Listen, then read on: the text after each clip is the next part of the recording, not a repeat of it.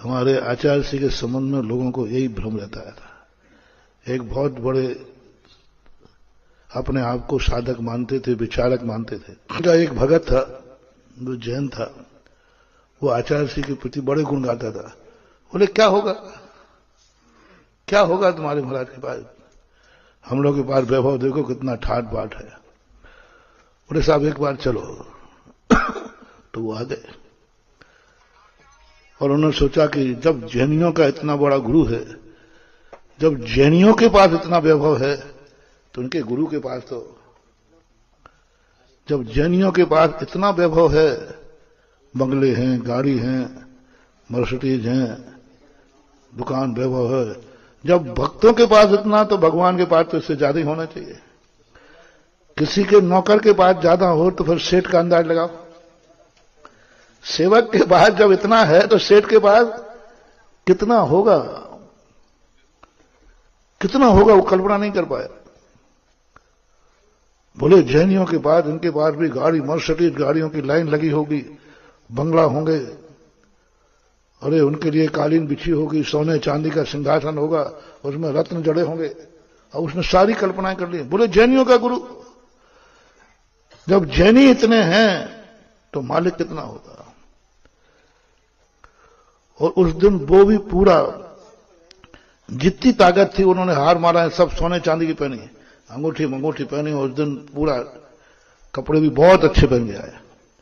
क्योंकि उनका धारणा क्या थी, मैं जैनियों के सबसे बड़े गुरु के पास जा रहा हूं, और जैनियों के संबंध में सभी जानते हैं कि जैनी पैसे वाले होते हैं, ये धारणा वाली कुछ ना हो।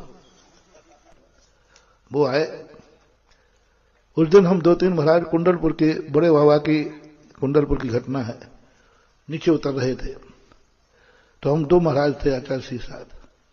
पता नहीं आचार्य श्री उस दिन क्या मनोभाव आया, वो आकर कमरे में बैठते थे, कमरे में बढ़िया तखत भी रहता था, चौकी भी रहती थी, पर वो एक बीच में मंदिर पड़ा। बोले अब मेरा यहीं बैठने का मन कर रहा है। बोले यहां तो चौकी होगी। बोले हम नीचे ही बैठ जाते, बिल्कुल ऐसे ही चौकी पर। कुंडलपुर के मंदिर में देसी पत्थर था भर गया, वो बड़ा बस पीछे लगा के बैठ, मैंने पाटा मारा तो है नहीं। बोले अब यहीं अच्छा लग रहा है, गर्मी का समय था, बैठ गए। बोले हम यहीं बैठते हैं, चौकी यहीं ले, वो पढ़ने का जो था। तो उस समय वो आचार्य श्री पास, उनके मालूम था आचार्य श्री आगे करो कमांडो होंगे, वो बढ़िया गाड़ी में आए। वो उस दिन आचार्य श्री की देखो नियत देखो, आचार्य श्री उस दिन जमीन पे बैठे, प्रति दिन एक भी दिन जमीन पे नहीं बैठे, पाट पे जैसे पे बैठे, पाटे बैठ जाते आकर, उस दिन जमीन पे बैठ गए अपने आप, किसी को कोई पता नहीं, आचार्य श्री को कोई मालूम नहीं। और 2 शिष्य थे, हम दोनों भी चले गए, वो पाटा लें, वो चौकी लेने, दोनों भी चले गए। अब कुछ नहीं, निपट अकेले और जमीन पे बैठे। और क्या उस दिन तुम्हारा दुर्भाग्य को समाज का कि इतना बड़ा जगत गुरु, विश्ववंदनी, सारे जैनियों का भगवान, और कहां बैठा है। उसी समय वो पता नहीं कहां से, हम लोग दूसरे रास्ते से आए और वो जो व्यक्ति था वो उनको लेकर के पहुंच गया, उनके साथ चेले चपाटे सब पूरा। और बस सुने ये बैठे आचार्य से, बोले ये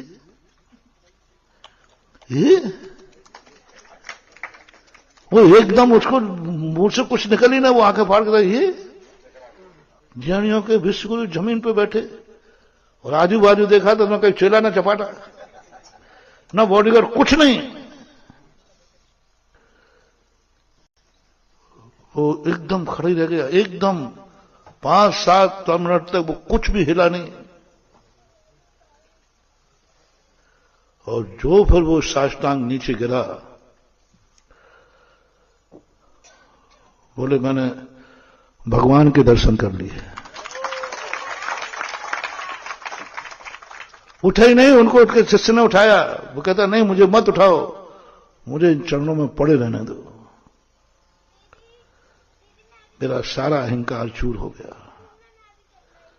मैं किसे धर्म समझ रहा था, मैं किस पुण्य को धर्म समझ रहा था, किसको जानता था कि पुण्य आत्माओं का तो कल कहा था ना, तुम लोग यही समझते हो जिसके पास धन दौलत ज्यादा होता है वो पुण्यात्मा है, हम तो महाराज पाप आत्मा है। गरीब अपने आप को क्या कहता है? पाप आत्मा, पकड़। यही तो समझना है, यही तो जैन धर्म सिखाना चाहता है। धर्मात्माओं को क्यों करता है? तुम कर्म से दरिद्र होते हो, बताओ हम लोगों जैसा दरिद्र कोई दुनिया में है?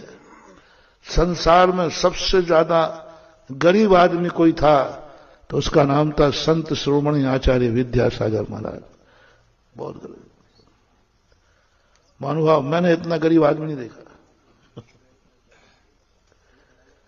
आप उनका हार देख लोगे तो रो पड़ोगे। भिखारी भी ऐसा हार नहीं करता। भिखारी के पास और कुछ नहीं हो तो रोटी में नमक तो होगा कि नहीं? बोलो ना, इतना तो होगा। उनकी रोटी में तो वो भी नहीं था। फर्क कितना है? वो धर्म के कारण गरीब थे और दुनिया कर्म से गरीब होती है। कर्म से गरीब होता है तो व्यक्ति दुर्भागा होता है, और धर्म से जब गरीब होता है तो वह सौभाग्यवान होता है।